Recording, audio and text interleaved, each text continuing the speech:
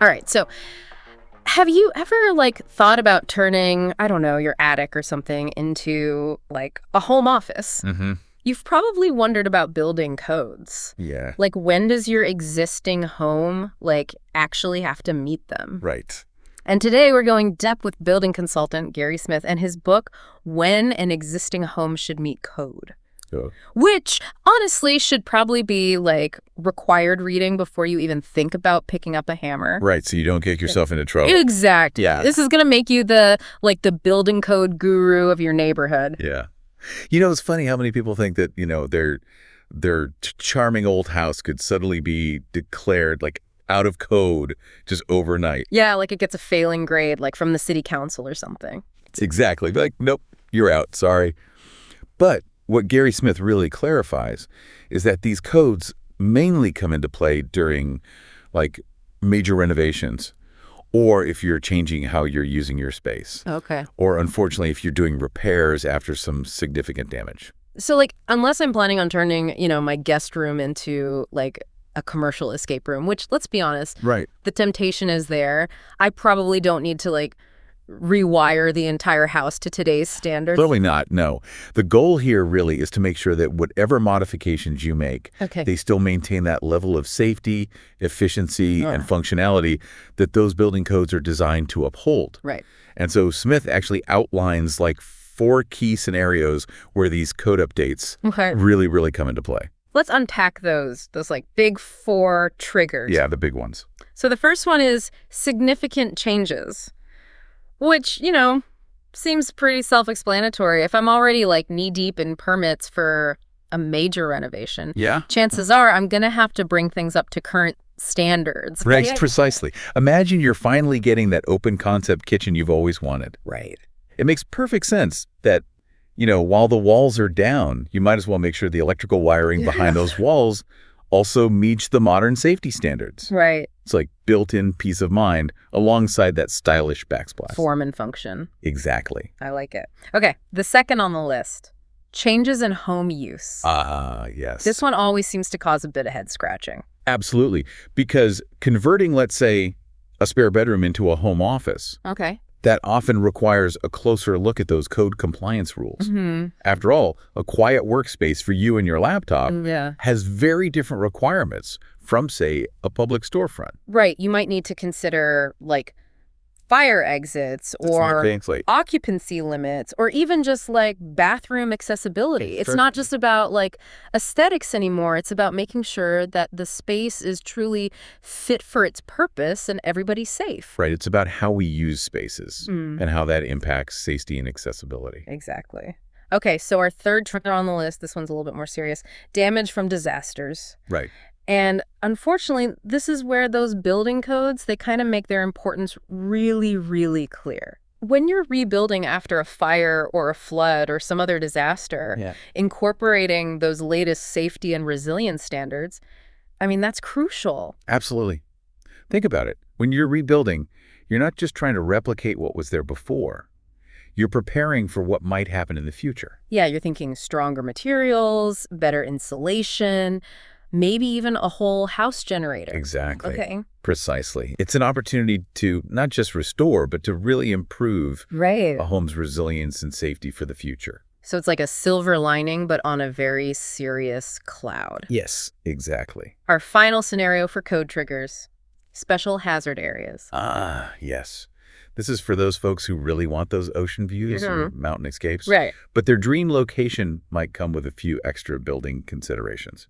Right, because I'm picturing those idyllic beachfront properties. Exactly. Yeah. Living in those beautiful, sometimes volatile areas often means you have to adapt to that environment. Right. So homes in floodplains, earthquake zones, hurricane-prone regions, they might require these very specific updates. Right, like elevated foundations or extra hurricane straps, Exactly. things of that nature. You've got it. It's all about respecting the power of nature while still being able to enjoy those incredible locations safely. Okay.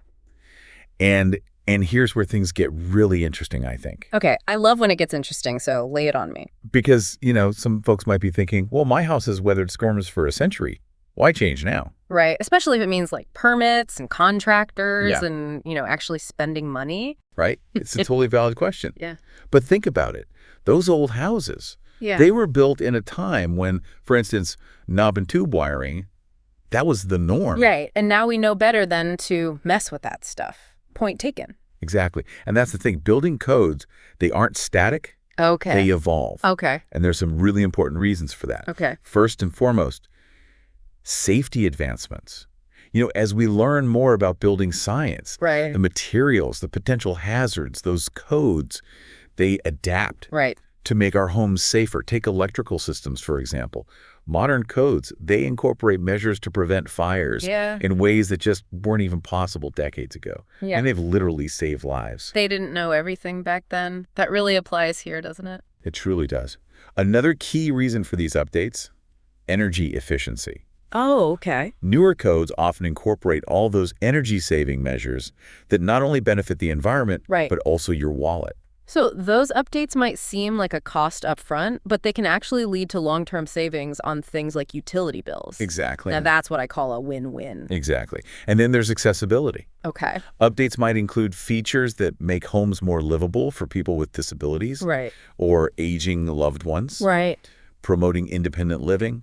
Things like wider doorways, ramps, grab bars. Yeah. Small changes that make a world of difference. It's about making sure that everyone can fully enjoy their home. Exactly. And of course, we can't forget about property value. Right, which is probably top of mind for most folks these days. Definitely. Bringing a home up to code, it is an investment. Yeah. But it often increases the value of that property. Right. And makes it much more appealing to potential buyers. Yeah. It's a sign that the home is safe, it's updated, it's ready for whatever the future holds. Okay, so we've covered those big 4 triggers for code updates. My good. We've talked about the reasons why those rules exist. Yes. But let's shift gears just for a second to a scenario that I think causes a lot of anxiety for buyers and sellers, and that is, when you're buying or selling a house and you hear that dreaded phrase, bring the house up to code. Oh, yes. The negotiation hurdle. Right. It's totally understandable why it comes up. Yeah. It can be a point of contention, though, especially with older homes. Especially when those older homes have, that vintage charm. Exactly. And I love that about older homes. But what's crucial to remember, and what Gary Smith emphasizes in his book, is that demanding that a seller brings a whole house up to code, especially an older home, it's often just not realistic. Right. It can be very costly. Right. And honestly, it's not always necessary. Okay, so what's the alternative? Right. How do you even approach that negotiation in a way that makes sense for everybody? Well, it's about prioritizing the essentials. Yeah. Instead of aiming for this complete and total code compliance, focus on addressing those repairs that directly impact safety, health, and habitability. Things like faulty electrical wiring, structural problems, plumbing issues, those need to be addressed. Okay, so it's less about making the house brand new and more about making it safe and sound. Exactly. The next owner. You got it. You want to be sure to take care of those underlying issues that can become major problems down the road. Right, exactly. And don't underestimate the power of bringing in professionals. Okay. Getting a professional inspection, getting some realistic cost estimates that can really inform those negotiations, make sure everybody's on the same page. Right. And it's about finding that balance. Right. Preserving the character of this older home, but also making sure it's a safe and functional place to live. Which I think leads perfectly into that feeling of, okay, this is all great in theory, but where do I even begin? Right. How do I even begin to figure out what needs to be done? It can feel overwhelming. It absolutely can. But remember, knowledge is power. And luckily, there are resources out there to help you navigate all of this. Okay. So it all starts with a little research. Before I even think about picking up a hammer, I should probably spend an afternoon on my city or county's building department website. Exactly. They usually have just a treasure trove of information on local codes and requirements. Absolutely. And it can save you a lot of headaches later on. Yes, 100%. And never hesitate to consult with the professionals. Okay. Licensed contractors, architects, they are invaluable resources. Yeah. They can help you to understand the specific updates that you might need. Right. And how to implement them effectively. Think of them as your code compliance guides. Right. Just to make sure that your project runs smoothly and meets all the necessary standards. Yeah.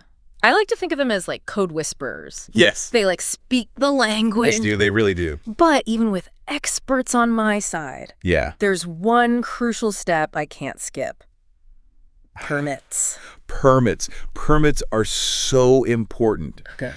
Obtaining the necessary permits before starting any work, Right. that's non-negotiable. Yeah. It might feel like an extra hoop to jump through, Right. but it ensures that everything's done correctly, legally, and that can save you from major, major headaches down the line. Big time. Trust me, nobody wants to undo weeks of work Oh, no. because they missed a permit requirement. Right. Or worse, have to deal with like fines, legal issues. Exactly. Permits are there for a reason. But let's face it, this whole world of codes and permits, Right. it can be intimidating. It can. So try to reframe it. Okay. These updates, Yeah. they aren't obstacles. Right. They're investments. Okay. They're investments in your home's safety, its efficiency, its long-term value. Right. And it might even increase those property values we talked about. Exactly. And don't forget, Yeah. some localities actually offer financial assistance programs Oh. for things like energy-efficient upgrades. Okay. Or disaster-resistant upgrades. Yeah. So it's always worth checking to see if you qualify for any of those incentives. Right. Because who doesn't love a little bit of, free money for their home improvements? Sign me up. Exactly. Like Gary Smith points out, these requirements can actually be opportunities to improve your living space and invest in your property's future. I like that. Okay. Now, before we get too far ahead of ourselves, there's one more potential roadblock that you should probably address. Okay. And that is building code jargon. Oh, yes. Because it couldn't possibly be as simple as having one universal set of codes, right? Right. So tell me more about this, alphabet soup of IRC, Yes. IEBC, and whatever my local building department decides to throw into the mix, because it's a lot to decipher. It's enough to make anyone's head spin. But fear not, we will break it down. Okay. So first you've got your IRC, the International Residential Code. Okay. And that's the rule book. Essentially, yes. New construction. Primarily for new construction. It focuses on the design and construction of those brand new homes. Got it. But then we have the IEBC, Okay. the International Existing Building Code. The sequel. Yes, the sequel. And that's the one we're really interested in today. This is where it gets really relevant for those of us with homes with a little history. Homes with some stories to tell. Right. A few quirks. Exactly. Yeah. So the IEBC, that tackles your repairs, your alterations, changes in occupancy. Okay. Basically any work you might be doing to an existing building. Got it. So depending on what I'm doing, I might need to consult one or both of these codes. Precisely. Okay. But here's the catch, and this is important. Okay. Both the IRC and the IEBC, they're considered model codes. They're developed by the International Code Council, but they don't automatically become law everywhere. Okay. Think of them like blueprints. Okay, so there's always a catch. Well, it's more about customization, really. Okay. Each local jurisdiction, whether it's your city, your county, your state, Right. they can choose to adopt them, amend them, or even reject these model codes altogether. Really? They might use them as a baseline Okay. and then add their own specific requirements based on the local climate, the geography, or even specific safety concerns. Right, because what flies in Florida might not be suitable for Alaska. Exactly. What works in one place may not work in another. Exactly. So even though we've got these national guidelines, Right. what really matters is what your local building officials say goes. Okay, so they have the final say. They do. When in doubt, your local building department, Right. that should be your first port of call. Yeah. They are the ultimate authority on building codes in your specific area. Got it. They can give you the most accurate and up-to-date information. Consider them your go-to resource. Exactly. They're there to help. They are. They're on our side. They are. They want you to be safe. They do. They do. Okay, so before we get lost in the weeds of local amendments and regional variations, Yes. let's take a breather and recap what we've covered in this first part of our deep dive. Great idea. We've explored those 4 main triggers for code updates in existing homes. We have.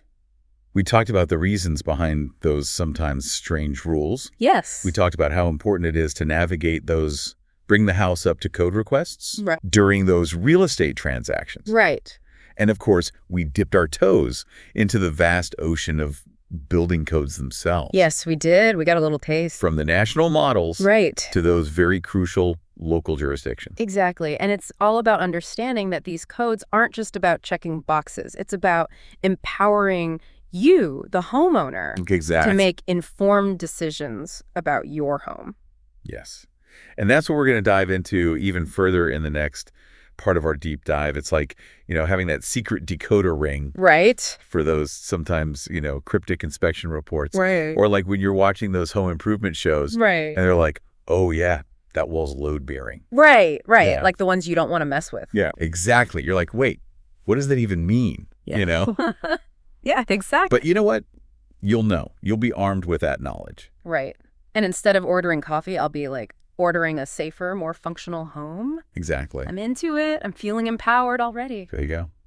But, on a serious note, though, this is about, being an informed homeowner, understanding not just what the rules are, but, why they exist in the first place. Absolutely. Right. And it's not even just about you as the homeowner. Once you understand this stuff, you can kind of engage in these bigger conversations about housing in your community and beyond. We're talking safety, sustainability, accessibility. These are things that impact everybody. They do. Okay, so the next time somebody whips out those acronyms like IRC or IEBC, I'm going to be ready. I'm going to impress them with my building code knowledge. I have a feeling you were already the life of the party. Oh, stop. But now you'll have even more to talk about. I know, right? Building codes, who knew?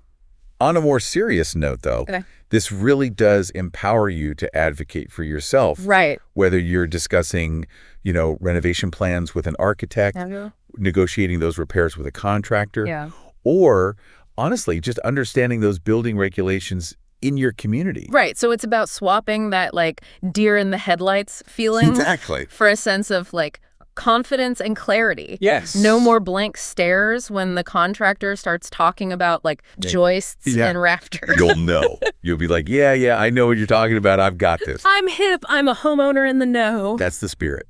Okay, so at the end of the day, these codes aren't about making life difficult for homeowners. Okay. They're about making sure that our living spaces are safe, they're efficient, and they adapt to our changing needs. Right. They're about progress. Okay. And they're about making sure that our homes are truly homes, places where we feel secure, comfortable, and we can express ourselves without worrying about if the roof is going to cave in. Exactly. So, one of the scenarios that Gary Smith really dives into in his book, it highlights this balance between, your personal style and those building regulations. And that kind of goes back to, significant changes, which is one of our big 4 code triggers. Right. Like when you're doing that major renovation. Right. And it makes sense that you'd want to make sure everything's up to code, while you're at it. Right. But how do you find that sweet spot, though? Right. Between, actually updating an older home? Yes. But also, preserving its unique character? Oh, that is such a good question. Because that's something I think a lot of homeowners really struggle with. Absolutely. And it's something that comes up all the time, and it's about prioritizing what really matters. Okay. Take, for example, you want to open up your kitchen, right? Right. Which a lot of times that means you're removing a wall, maybe 2, to get that open concept. Right. Now, those walls, they could just be decorative, or they could be what's called load-bearing. Ooh. Okay. Meaning they're holding up, they're supporting the weight of the house above it. Okay, so definitely don't want to take a sledgehammer to that one. Probably not a good idea to just start swinging. You're going to want to get someone, like a structural engineer out there. They can assess the situation. Right.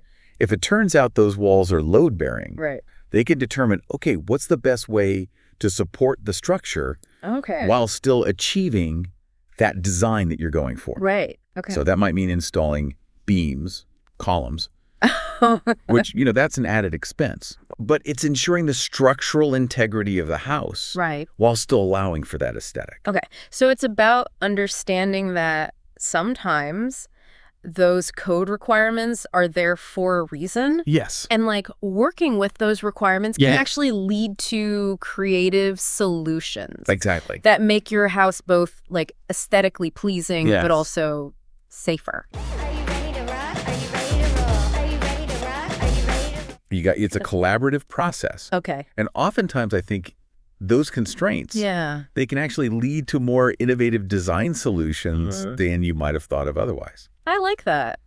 I'm starting to see these codes now, while they might seem kind of like limiting at first. It's almost like they push you to be more thoughtful, more creative in your approach. Absolutely. Right. Like that old saying, necessity is the mother of invention.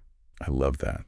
That's a great way to reframe the whole conversation around building codes. Yeah. It's not about saying no to your dreams. Right. It's about finding the safest, most effective way to make them a reality. Okay, I like that.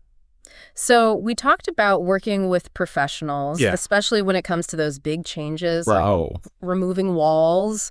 But what if it's something like less drastic? All right. Like say, I want to update like the electrical system in my older home. Okay, yeah. Where do I even begin with that? Right. It's like this tangled mess of wires and like He can feel that way. Outdated technology. I don't even know where to start. You're not wrong. Electrical systems? Yeah. Definitely one of the areas where older homes tend to fall short of modern codes. Right. And for good reason. I mean, the safety standards have just evolved so much over the years. Right. And we're back to our friend knob and tube wiring. Exactly. Yeah. Not exactly known for its stellar safety record. No. Not at all.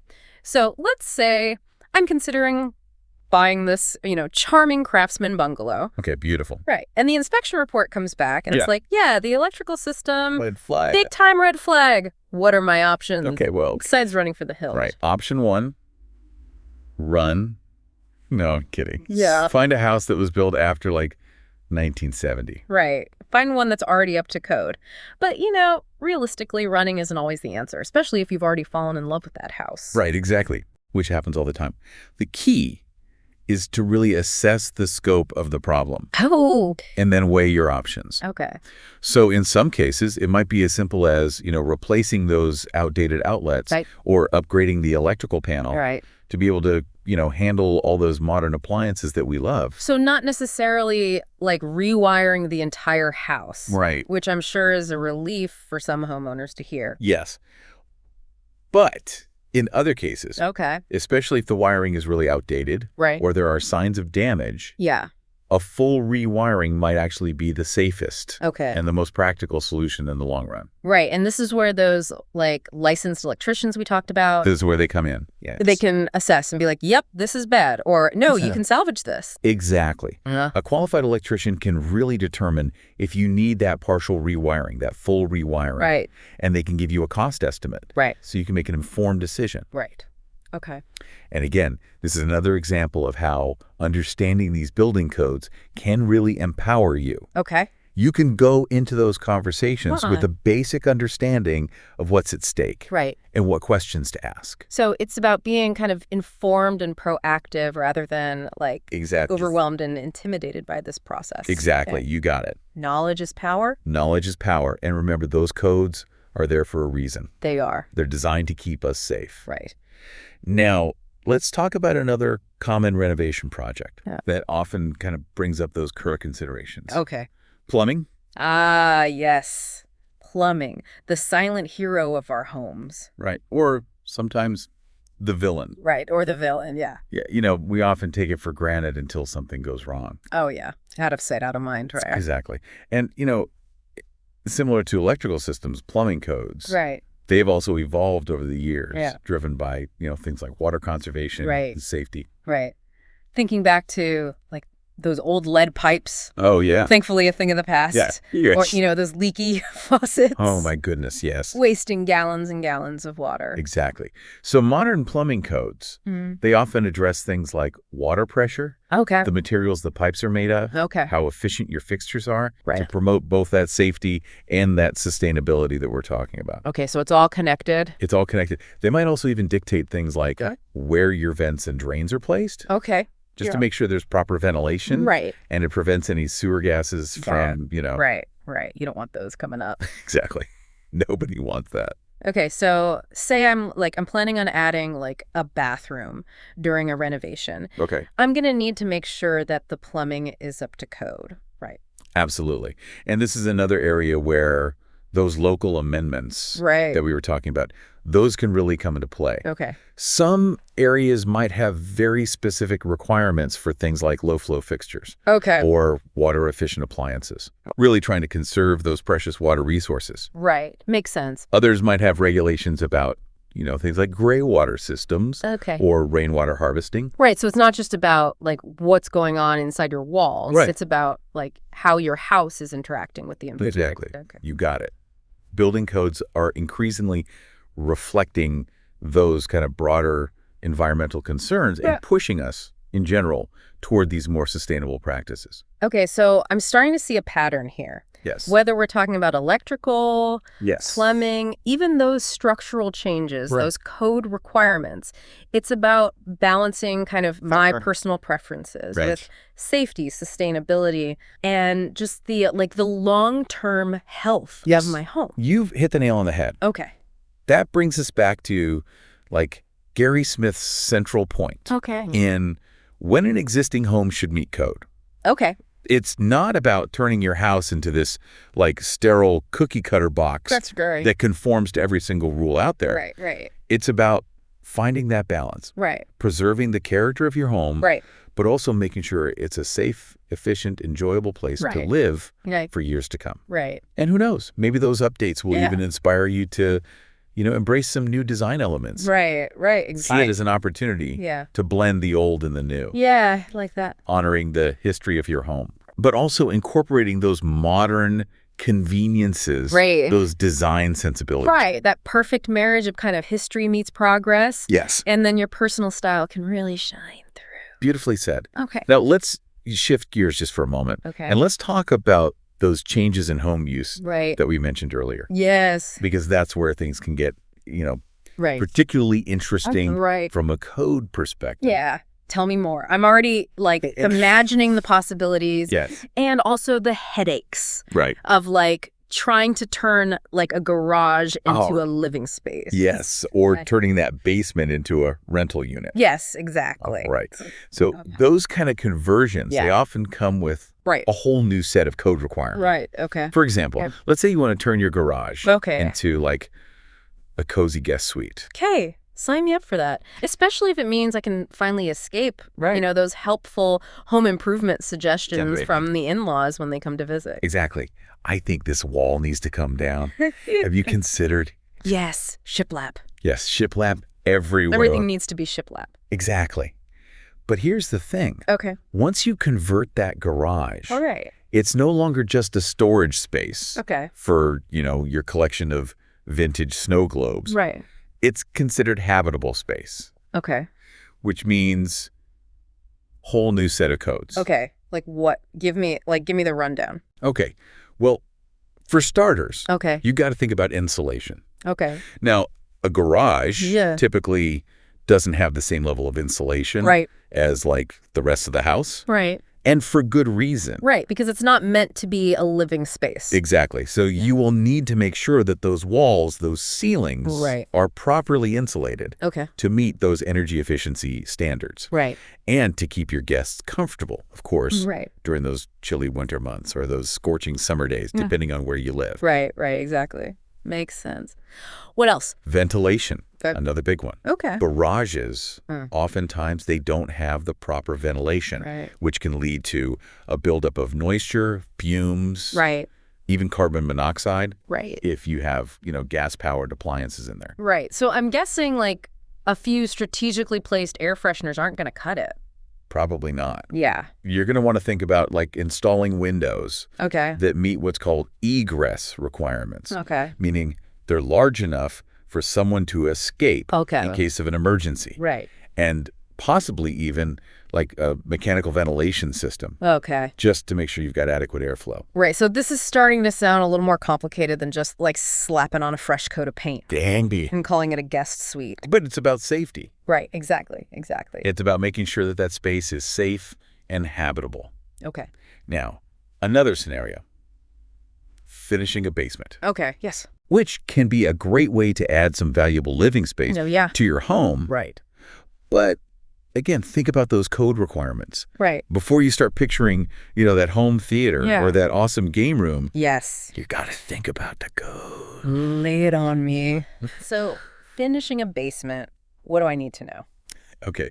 First and foremost. Yeah. Moisture. Okay. Basements, by nature, Yeah. they're prone to dampness. Right. Which can lead to mold, mildew. Not the vibe, not the vibe. No, not exactly the ambiance you had in mind. Right, right. So you want to make sure that foundation is properly sealed. Okay. And you might even want to think about like a sump pump or other waterproofing measures. Oh, okay. Really keep that space nice and dry, comfortable. So no more like musty old basement smell. Ideally not. Okay. And speaking of musty smells, ventilation is key. Right. Okay. Just as crucial in a finished basement as it is in a converted garage. Okay, got it. So ventilation, ventilation, ventilation. Anything else I should be thinking about? Well, it depends on how you're going to use the space. Okay. But you might need to also consider ceiling height requirements. Okay. Most building codes will dictate a minimum ceiling height for any habitable rooms. Okay. So if you're envisioning, that spacious home office or that guest suite, you want to make sure you got enough headroom. Right. Right. You don't want your guests feeling like they're living in a hobbit hole. Yeah, exactly. Yeah. And of course, let's not forget those essential safety features. Okay. Like your smoke detectors. Right. And carbon monoxide detectors. Right. Those should be on every single level of your home. Okay. Including that newly finished basement. Got it. Okay, so we've covered a lot of ground here. We have. We talked about why building codes matter. Yes. When those codes come into play. Right. And how to navigate those sometimes tricky situations with buyers, sellers, and, a whole dictionary, basically, of building jargon. Yes, we've learned a lot of terms today. Yes, exactly. Hopefully not too overwhelming. Right. But as we kind of wrap up our deep dive into when an existing home should meet code, I think it's time for, like, the $1 million question. Okay, hit me with it. What is the biggest takeaway? Like, if our listeners take nothing else from this episode, the one thing. What is the one thing you want them to walk away with today? I want them to remember that understanding building codes, it's about empowerment. Okay. It's about being an active, informed participant in the conversation about how we live, how we build, how we create these safe, efficient, and enjoyable homes for ourselves and our families. Okay. I love that. It's not about being intimidated by those rules. Yeah. It's about understanding how they can work for you. Exactly.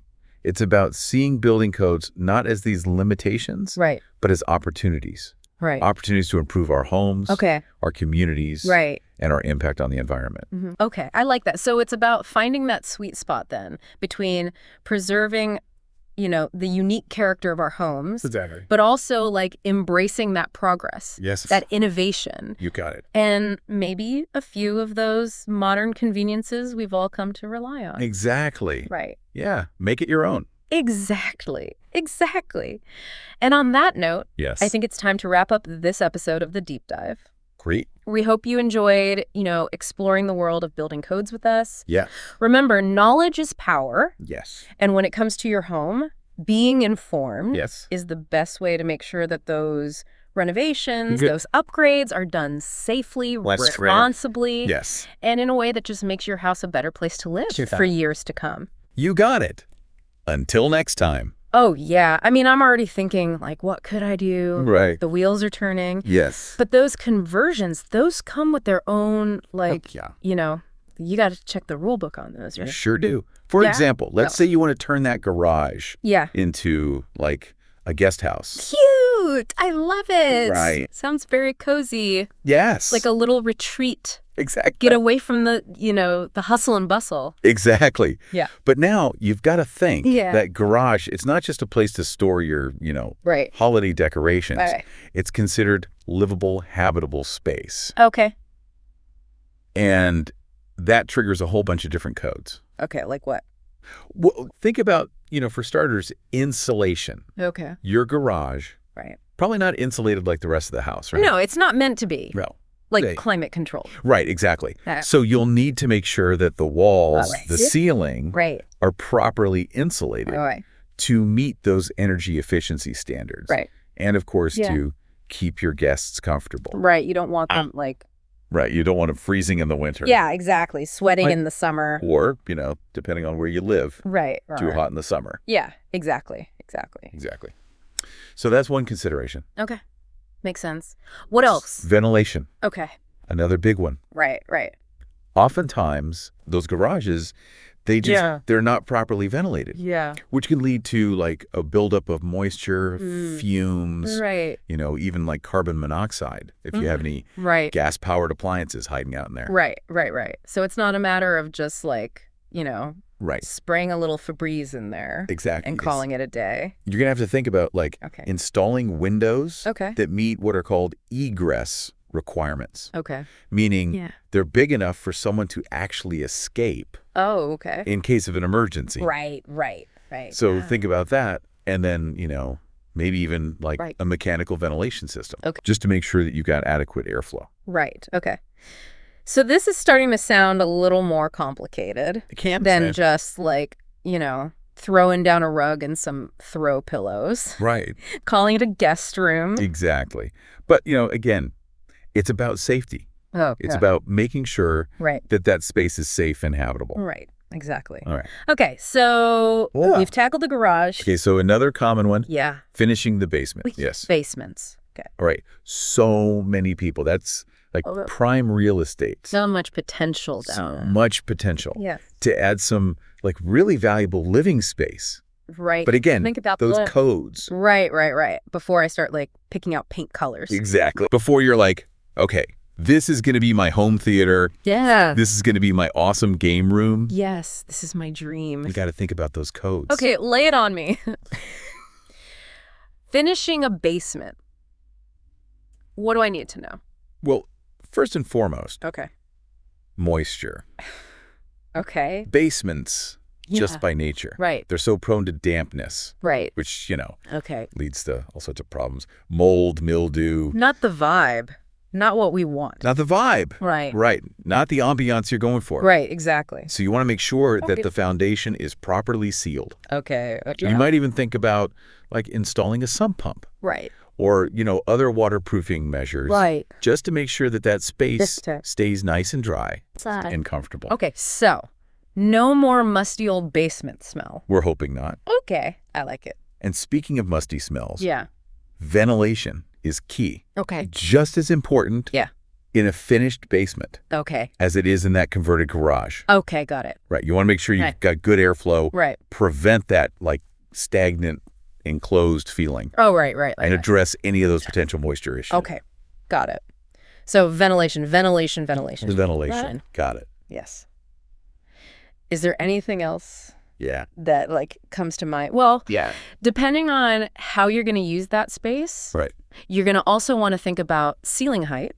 Okay. Because, most building codes, they're going to dictate a minimum ceiling height. Okay. For any habitable rooms. Right. So if you're envisioning that spacious home office or, guest suite, make sure you've got the headroom. Yeah, you don't want people feeling claustrophobic down there. Exactly. Okay. And then, of course, we can't forget about, those essential safety features. Yeah. Your smoke detectors, carbon monoxide detectors should be on every level of your home, including that newly finished basement. Right, of course. Okay. So we've covered a lot of ground. We have covered a lot of ground. We talked about why building codes matter. Yes. We talked about when those codes come into play, how to navigate those sometimes, kind of hairy situations with, buyers and sellers and a dictionary's worth of building jargon. Yes, we've definitely. Looks very smart right now. I was going to say, you're going to be speaking fluent building code. I know, right? At the end of this. But as we kind of wrap up our deep dive into, when an existing home should meet code. Right.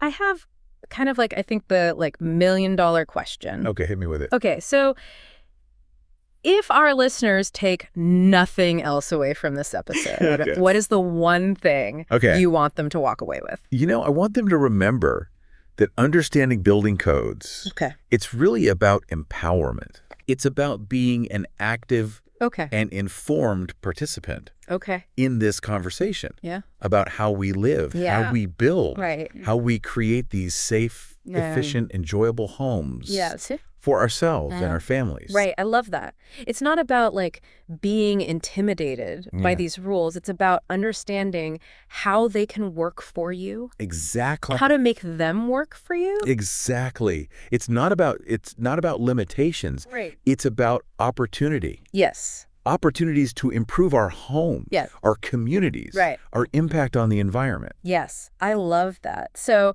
finding that, like, like sweet spot between preserving that character, Exactly. of our homes, but also like embracing that progress, that innovation, maybe a few modern conveniences we've come to rely on. Exactly. Right. You got it. Okay, awesome.